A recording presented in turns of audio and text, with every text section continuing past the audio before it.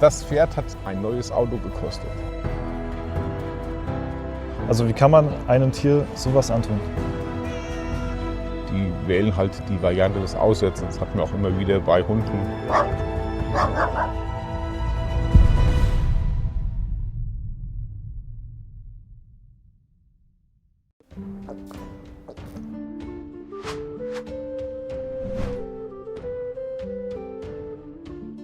Moin Moin, hallo und herzlich willkommen zu einem neuen Video hier auf meinem Kanal. Heute gibt es hier eine Runde Shakes and Fidget.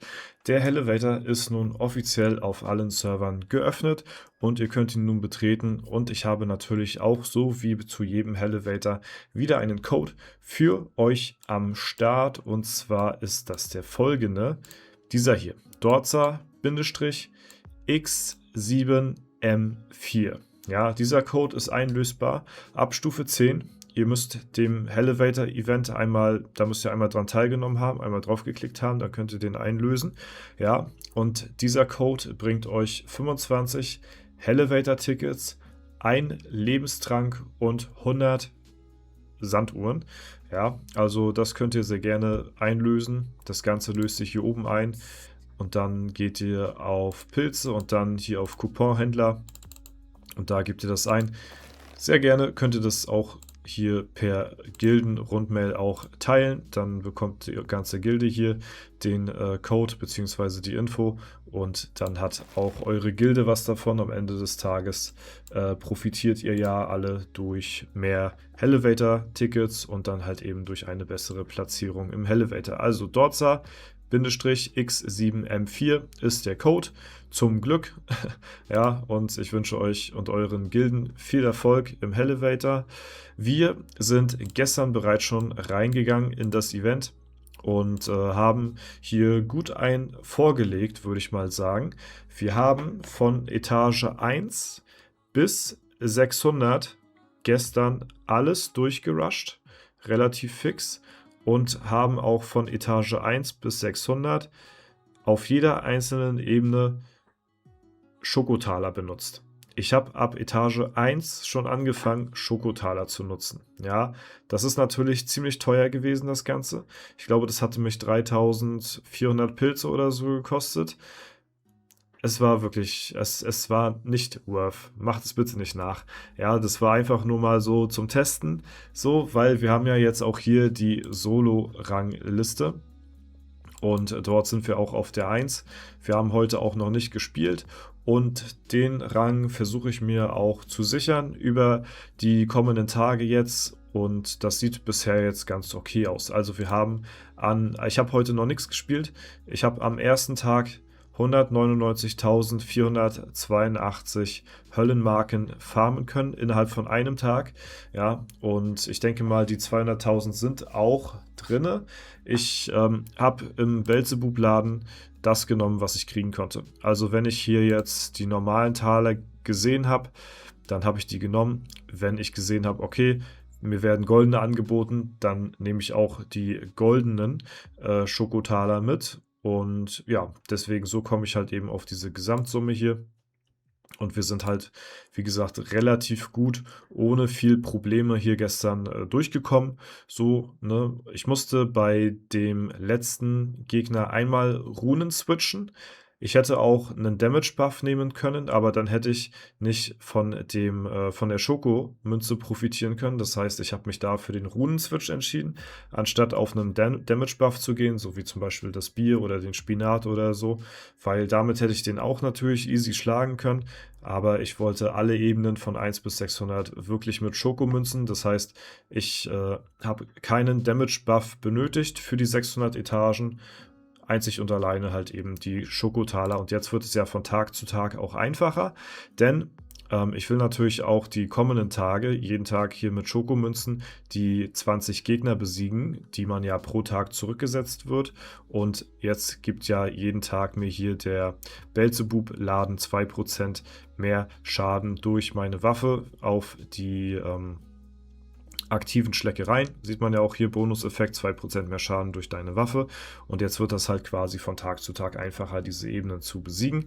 Deswegen würde ich sagen, gehen wir da jetzt auch mal zusammen rein und ja, werden uns mal hier die Gegner zu Gemüte führen. Jetzt haben wir die 200.000 geknackt und nehmen jetzt hier auch direkt die goldenen mit. Ist echt teuer. Also wirklich, es lohnt sich nicht. Tut euch den Gefallen und lasst es lieber mit diesen Goldmünzen hier. Wenn ihr es nehmen wollt, dann die normalen, weil die normalen bringen euch 10% mehr Beute durch die Kämpfe und die goldenen 12 und die sind halt deutlich teurer. Ja, der Unterschied ist halt hier, wenn ihr ohne Schleckereien reingeht, bekommt ihr 3 Millionen Gold beim Gold Cap. Wenn ihr mit der normalen Schokomünze reingeht, dann habt ihr ja 10%, das heißt, ihr bekommt 3,3 Millionen, das heißt 300.000 mehr durch die Schleckerei und nur 60.000 Gold mehr, wenn ihr hier die goldenen nehmt. 60.000 Gold mehr. Ja, guckt euch mal an, was meine Goldmine pro Sekunde macht. 60.000, das war's. Ja, also das lohnt sich wirklich nicht, muss ich sagen. Deswegen, ja, ich mache es jetzt dieses Mal, weil ich mir zum Ziel gesetzt habe, auch in der Solo-Rangliste hier Platz 1 zu werden. Die Belohnungen lohnen sich tatsächlich halt nicht so krass, aber das hatte ich ja auch gestern schon im Video gesagt, dass ich das eigentlich gut finde, dass der Fokus hier nicht auf der Solo-Rangliste liegt, sondern weiterhin hier auf der Gildenrangliste. Wir sind hier momentan gerade Platz 2. Also das sieht ganz gut aus. Wir haben auch einen ordentlichen Abstand zu Slicer. Wir sind auch relativ nah bei Horizon dran, aber das war ja auch schon die letzten Male so, dass wir Horizon teilweise überholt haben, lange Zeit an Horizon sehr nah dran geblieben sind, es am Ende dann aber leider nicht geschafft haben, sie zu besiegen. Ja, da hat uns leider immer noch das letzte Fünkchen ja, Glück gefehlt, sag ich mal. Was auch ganz geil ist, dass wenn ihr jetzt hier eine Schleckerei ausgerüstet habt und ihr blättert jetzt nach einer neuen, dann könnt ihr die quasi nicht mehr überblättern, sondern ihr seht das schon, das ist wie in Epic, poppt das auf hier oder Sanduhren. Die kann man dann so mitkaufen. Und ja, dadurch könnt ihr halt eben jetzt nicht mehr eine aktive Schleckerei verpassen, falls ihr irgendwie im Laden ja, zu schnell geblättert haben solltet oder so. Das ist mir früher tatsächlich immer relativ häufig passiert. Jetzt zum Glück nicht mehr. Und ja, ansonsten, was kann ich sonst noch für Facts geben? Ab 312 ist das Goldcap übrigens erreicht, also ab Stockwerk 312 seid ihr hier am Goldcap auch, was Elevator anbelangt. Und ansonsten, was vielleicht auch noch ganz interessant ist, was habe ich an Gold bekommen an dem gestrigen Tag, wenn ich von Etage 1 bis 600 durchgerusht habe, mit den Schokomünzen von 1 bis 600, kann ich euch sagen, ich habe knapp 800 Millionen Gold bekommen. Also das ist tatsächlich wirklich nicht worth für das, was ich da ausgegeben habe. Wie gesagt, ich glaube so 3400 Pilze ungefähr hat mich der Spaß gestern gekostet.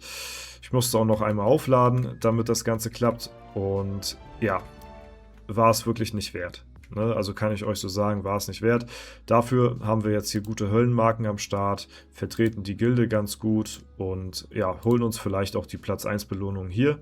Aber selbst wenn wir hier auf Platz 3, 4 oder 5 wären, sage ich euch ganz ehrlich, würde es auch keinen großen Unterschied machen. Ja, genau. Ihr seht, ich bin tatsächlich relativ gut am Struggeln. Ich hatte ja meine Rune einmal gewechselt. Ich habe jetzt momentan Blitzschaden drin. Ich hatte vorher Feuer. Und hier waren einige Feuergegner drin. Gerade auf der letzten Ebene, der hatte mich aus dem Leben genommen. Deswegen hatte ich Runen geswitcht. Genau, und jetzt sollte es eigentlich jeden Tag nochmal ein bisschen leichter gehen.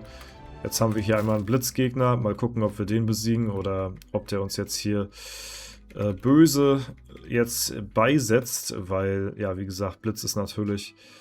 Müssen wir gucken. Ob wir... Ja, kommen wir auch so durch. Sehr schön. Falls das klappt und ich bis zum Ende hier durchkomme, ohne großen Struggle, dann würde ich tatsächlich die Blitzrune auch so drinnen lassen. Mal gucken, wie er jetzt auch noch aussieht. Sehr gut. An dem war ich gestern stuck mit meiner Feuerschaden. Oh, habe ich jetzt hier einmal überblättert oder habe ich jetzt nicht drauf geachtet? War das der letzte Buff? Oder bin ich jetzt hier, habe ich jetzt hier weiter geblättert ohne Schokotaler? Oder weiter gekämpft ohne Schokotaler? Ich hoffe nicht. Auf jeden Fall, an dem war ich gestern stuck mit der Feuerschadenrune und ihr seht, mit Blitzschaden absolut gar kein Problem. Ja, jetzt haben wir hier noch Eisschadengegner. Auch der war gestern tatsächlich First Try. Ja, was ist denn heute los hier? Okay. Und damit sind wir wieder durch. haben knapp oder ein bisschen über 12.000 Marken heute dazu bekommen. Mehr ist nicht drin. Ja, wir holen uns die Rewards ab und gehen noch in den Höllenangriff rein. Ansonsten im Höllenangriff hier haben wir die 1 fertig, die 2 haben wir gestern fertig, die 3 haben wir gestern gewonnen, 4, 5, hier waren 2 drin, haben wir gewonnen, 6, da waren 5 drin, haben wir gewonnen, 7 haben wir noch nicht getried. Ich gehe auch mal wieder in die 6 rein. Ich glaube aber, die 6 sollte relativ easy gewesen sein. Gucken wir uns mal das Ganze an. Ja. Also ich denke mal, da können wir relativ zeitnah die 7 bald attackieren. Je nachdem, wenn die Gilde auch noch ein bisschen nachgezogen hat hier von den Höllenmarken her. Ihr seht, das Ganze wird noch im Moment relativ gecarried von einzelnen Spielern. Ich sag mal vor allen Dingen von den Top 6 Leuten hier so. Die haben am meisten Höllenmarken gefarmt. Der Rest ist noch relativ verhalten, sag ich mal, einfach so, ist, glaube ich, das richtige Wort. Ich hoffe, da kommt auf jeden Fall noch was.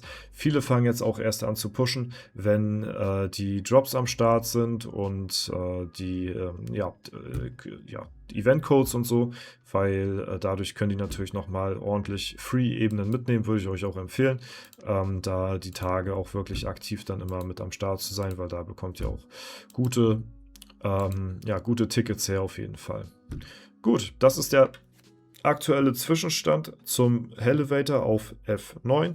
Ich bin gespannt, wie ein Flitzebogen, wie die nächsten Tage auch dann performen werden, auch die anderen Gilden weltweit, ob die Endgegner wieder es schaffen, auf Platz 1 zurückzukämpfen oder ob sie jetzt weiterhin auf Platz 2 bleiben. Auch sehr interessant und natürlich auch andere Fights auf anderen Servern. EU20 werden wir bestimmt auch mal reinschauen und ansonsten da, wo es sonst auch noch relativ knapp ist. Bis dahin verabschiede ich mich. Ich bedanke mich auf jeden Fall fürs Zuschauen. Falls es euch gefallen hat, lasst gerne eine bewährte Kommentar dazu da. Ansonsten wünsche ich euch einen super schönen Tag.